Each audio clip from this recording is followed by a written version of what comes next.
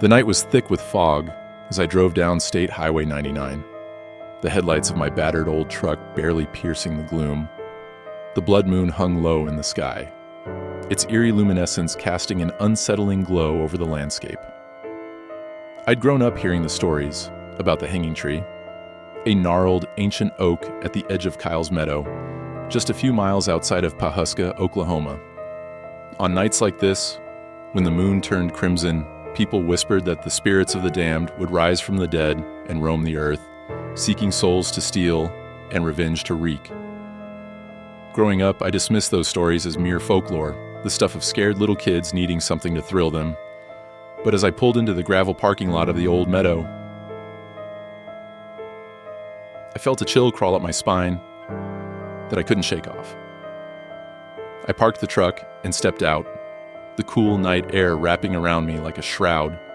I recalled the first time I'd heard about the hanging tree from my grandfather's quivering lips as he recounted the legend like it was a history lesson rather than a ghost story.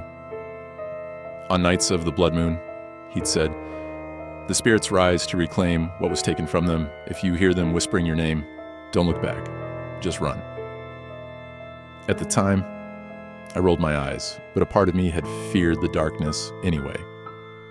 Tonight, as I stood in the shadows ahead of the looming tree, I was not so sure. I could barely make out the silhouette of the tree, its branches twisting and curling against the glowing moon. As I approached, the sight sent shivers down my spine. A thick rope hung from one of the branches, swaying slightly as if beckoning me closer. It had been years since anyone had dared to approach it. At least, that was the rumor. People in town spoke of the tree in hushed tones, how it had been used to execute those who challenged the law or disobeyed God's will. Some locals claimed it was cursed, and others spoke of the ones who had met their ends there. Each time the blood moon returned, they said the bodies would drop to the ground and rise again, forced to walk the earth as the living dead. I hesitated before stepping closer, half in curiosity, half in deep-seated fear. That's when I noticed something on the ground. A shadow moving just outside the area illuminated by my headlights. My heart raced as the shape stepped into the light. A figure, pale and gaunt, clothes tattered and stained with earthy grime, emerged from the darkness. Its eyes were hollow, sunken like the bottom of a well, and a mouth stretched into a parched grin, revealing teeth that looked like they belonged in a mausoleum. The legends were true. It was one of the damned. Before I could scream, it opened its mouth and growled my name in a voice so raw and hoarse, it sent ice coursing through my veins. I stumbled back, slamming into the tree, the rough bark scraping against my skin. But then, as if waking from a dreadful dream, I looked back to where the figure had been, and it was gone, vanished into the night. But something else caught my eye. Underneath the tree, I saw remnants of the past, the scattered, tattered clothes of the condemned. Their remains whispered to me in the wind, stories of injustices and pain, their torments echoing through the vast, empty fields. Suddenly my bravado melted away, and I understood. These were the spirits bound to this tree, fated to rise each blood moon and haunt the living. The air shattered with low, mournful cries, filling my senses with dread. The stories had never warned of how it felt, the absolute sorrow of the lost. I was seized with a desperate urge to flee, but before I could turn, I heard a crack from above. Glancing upward, I saw shadows spilling from the branches and gasped in horror as they began to drop, one by one, onto the ground. The moon shone brighter, illuminating more figures as they unfurled themselves, some clutching their throats, others flailing their arms about as if in torment. They rose, standing awkwardly at first, their movements wrought with anguish. Then, like a surge of wind, the dead began to move, their erratic dance morphing into a unified horde. I was frozen in fear, my heart pounding like the relentless rolling thunder. As if catching the scent of life, they turned toward me. Their sunken eyes glistened with malice. Their expressions were twisted, half-remembered rage. Suddenly, the whispering began again. Multiple voices, layered and overlapping, each one clawing at my sanity. Join us. We seek the living. Join us. I turned to run, but the moment I did, I felt cool fingers brush against my shoulder. They were here. The spirits of the dead had risen, and they were hungry.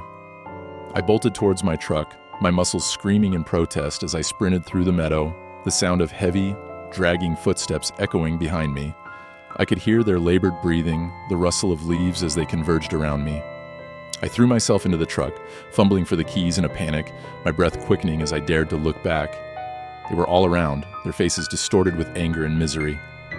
Just as I twisted the key, I felt icy hands grip the frame of my window, pulling, begging, cursed souls who once were.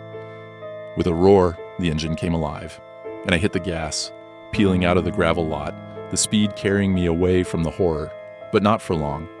The spirits pursued, threading through the trees and fields like the wind, their wails growing louder, more insistent. I glanced in the rearview mirror, and the sight struck terror straight into my heart. Dozens of gore-covered figures surged after me, their dark, hollow eyes fixed on me. The blood moon shone wickedly, illuminating their fury. Screams and whispers melded into a cacophony that chased me through the winding roads back to the safety of town.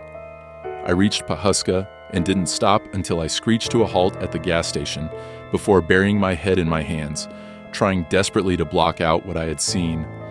But as I looked up, I noticed something chilling.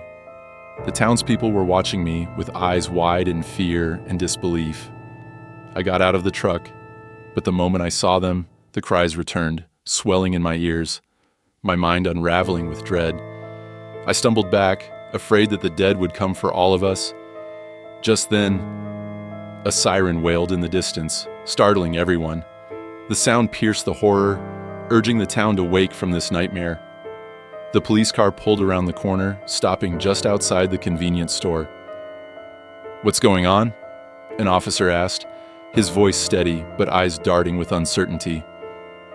I opened my mouth to scream, to tell them about the tree and the spirits. But as I processed the horror, the truth settled in. They wouldn't believe me. They never did.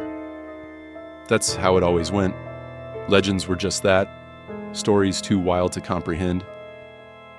The folklore about the hanging tree only fed to the superstitions of the town. What could I possibly say that would make them share my fear? That night, I didn't sleep, the voices echoing in my mind like a terrible music box playing a dirge. The dead had followed me from Kyle's meadow, their breath hissing like molten ash. The police would regard my plight as the delirium of a fearful mind. They would not understand I had seen. And worse, I had awakened the wrath of the hung souls buried under the weight of their sorrow.